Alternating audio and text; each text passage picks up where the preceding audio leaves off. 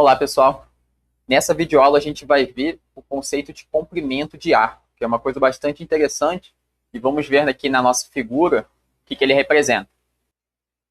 Vamos supor que a gente tem um deslocamento de um objeto, aqui parametrizado por uma função vetorial r de t, com t pertencente a um certo intervalo AB. Então o objeto inicia o deslocamento aqui, percorre um certo caminho e chega aqui no ponto terminal, que é o ponto R de B. O comprimento de arco, ele corresponde à distância percorrida por esse objeto, nesse deslocamento que a gente colocou. Então aqui ele se deslocou uma certa distância que pode ser pequena, mas toda a distância percorrida é essa aqui. É como se a gente pudesse pegar essa curva, esticar ela e medir o comprimento dessa linha esticada. Então, colocando de uma outra maneira, é como se no centro de uma cidade, andando de carro, você só precisasse andar uma quadra, só que de carro você precisa dar uma volta enorme, vários quarteirões, porque as ruas não permitem, né? A mão delas não permite um caminho muito direto. Então você andou no fundo só um quarteirão para o lado, mas a distância percorrida foi muito grande, muito maior, que você precisou dar uma volta muito grande por várias quadras para conseguir chegar ali naquele segundo ponto. Então, o comprimento de arco de uma curva paramétrica, ele vai carregar essa ideia de distância percorrida que a gente colocou agora. Então, essa vai ser uma definição nova que a gente vai colocar na nossa disciplina. E o processo é o seguinte. Dependendo da trajetória, a gente não consegue calcular diretamente essa distância percorrida. Por exemplo, se o caminho tiver o formato de um retângulo, basta a gente calcular o perímetro desse retângulo. Se for um arco de uma circunferência, a gente sabe calcular o comprimento desse arco através do perímetro da circunferência. Mas no caso de uma curva em geral, a gente não consegue calcular isso diretamente. Então a gente vai recorrer a uma aproximação.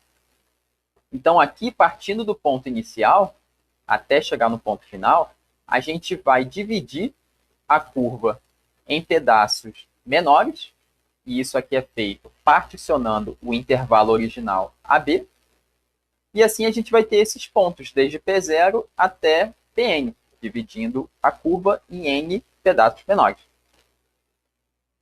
E criando esses segmentos, ligando pontos consecutivos dessa partição da curva, a gente pode somar o comprimento de cada um desses segmentos e dizer que o comprimento total desse caminho vermelho é aproximadamente o comprimento de arco da curva em preto.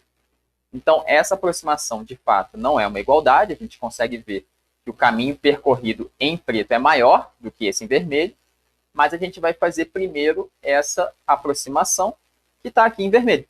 A gente está somando o comprimento de cada um desses 6 segmentos e cada segmento é dado. Para cá igual a 1, primeiro segmento, de P0 até P1. Para cá igual a 2, de P1 até P2. E assim por diante. E o que ocorre é que essa aproximação foi feita para n igual a 6 segmentos. Mas essa aproximação fica cada vez mais precisa à medida que o número de segmentos cresce, conforme ilustrado aqui por esse GIF. Começando com poucos segmentos aqui, a aproximação não é tão boa, mas para um número n grande de segmentos, essa aproximação fica cada vez mais precisa. Aqui a gente consegue ver o valor da aproximação se estabilizando em torno de um número ali aproximadamente 19,3. Então, esse vai ser o nosso processo para definir o comprimento de arco. A gente calcula uma aproximação através de um somatório e o limite desse somatório vai fornecer uma aproximação cada vez mais precisa. E essa vai ser a nossa definição de comprimento de arco, o limite de um somatório. Então, está aqui a nossa definição de comprimento de arco. A gente só vai agora reescrever essa definição para chegar em algo mais maleável, algo que a gente consegue calcular de uma maneira mais razoável. Isso aqui, por enquanto, não está bom do ponto de vista operacional, né? Para calcular isso aqui não está muito legal. Então, o que a gente vai fazer?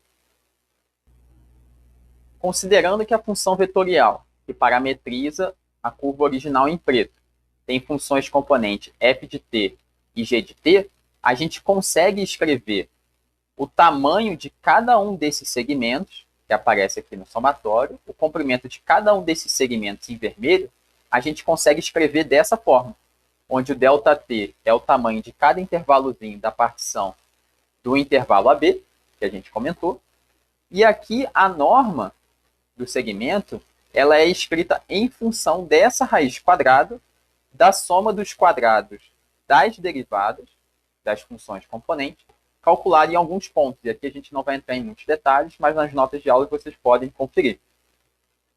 E o que acontece é que, no limite do somatório, a gente vai ver aparecer aqui a norma do vetor derivada da função r de t. E assim a gente vai chegar na nossa definição de comprimento de arco. O limite de um somatório vai corresponder à integral definida, lá de cálculo 1, e essa norma da soma dos quadrados das derivadas das funções componentes vai dar origem à norma do vetor derivada da função vetorial. E essa vai ser a nossa definição de comprimento de arco. Ou seja, se a gente tem uma função vetorial que parametriza o deslocamento de um objeto, a distância percorrida por esse objeto vai ser calculada pelo comprimento de arco, que é dado por essa expressão. E aqui está a nossa definição de comprimento de arco. Na verdade, uma maneira de calcular o comprimento de arco que foi definida inicialmente dessa maneira. Então, se a gente tem uma curva parametrizada por r de t, t no intervalo finito, AB, e essa parametrização a gente está supondo que ela tem funções coordenadas com derivada contínua, e a gente está supondo que C é percorrido uma única vez pela parametrização, ou seja, a gente não está considerando curvas em que o objeto vai por essa curva, volta pela mesma curva, certo? Excluindo esses casos, supondo que a curva é percorrida apenas uma vez pela parametrização, então o comprimento de arco é dado por essa expressão. E a gente vai agora calcular o comprimento de arco de uma curva dada, para a gente ver como tudo isso vai funcionar. Então esse aqui vai ser o nosso exemplo de comprimento de arco. A gente tem uma curva r de t dada, e a gente vai querer calcular o comprimento de arco dessa curva. Então a gente vai ter um intervalo bem específico. Então é como se a gente tivesse um objeto se deslocando parametrizado por essa função vetorial, e a gente quer saber qual a distância percorrida no intervalo bem específico, por exemplo, da marca de 0 hora até a marca de 1 hora, por exemplo. Então, pausem o vídeo e tentem calcular o comprimento de arco usando o teorema dado. Certo? Pausem o vídeo e a gente já vai dar continuidade com esse cálculo. Bem, então a gente vai usar o teorema 5.3.1. Então a gente tem uma curva parametrizada, todas essas funções componentes são polinomiais, elas têm derivada contínua, sem problema nenhum, e essa curva ela realmente é percorrida uma única vez por essa parametrização. Reparem que cada uma das coordenadas ela é crescente. Na verdade, as coordenadas y e z são crescentes. Então, é uma curva de R3 que é percorrida apenas uma vez. Ela não vai e volta em nenhum pedaço da curva. Então, a gente pode calcular o comprimento de arco por essa expressão. E o que a gente precisa fazer aqui? A gente vai precisar calcular a derivada da função primeiro, para então a gente calcular a norma da derivada da função, e a gente vai substituir isso aqui. E a gente vai ver como vai ficar essa integral. Então, a derivada dessa função vetorial ela é bem simples. A derivada de 1 igual a 0, t ao quadrado com derivada 2t, e t ao cubo com derivada 3t ao quadrado. Então, o que entra aqui no comprimento de arco é a norma dessa derivada, ou seja, a raiz quadrada da soma dos quadrados das coordenadas, que está calculado aqui. Então, a gente vai ter a raiz de 4t ao quadrado mais 9t à quarta. Então, é isso que vai aparecer aqui na integral. E vocês podem ver que a gente vai calcular uma integral de cálculo 1. É uma integral de uma função escalar. Isso é bastante importante. A gente precisa sempre saber, nessa disciplina, se a gente está calculando, se a gente está trabalhando com uma função vetorial ou com uma função escalar. Então, a função r de t ela é vetorial, originalmente.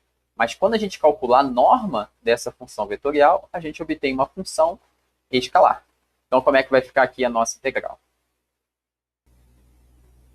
Então, é essa expressão que a gente obtém para o comprimento de ar. E vocês podem verificar todos os detalhes de cálculo nas notas de aula. Mas uma alternativa é a gente usar algum software ou página de internet que faz o cálculo de uma integral definida para a gente. E o que a gente vai obter nesse caso é, então, o comprimento de arco, nesse caso, é igual a essa expressão, que, calculada com 4 casas decimais, fornece esse valor de 1,4397.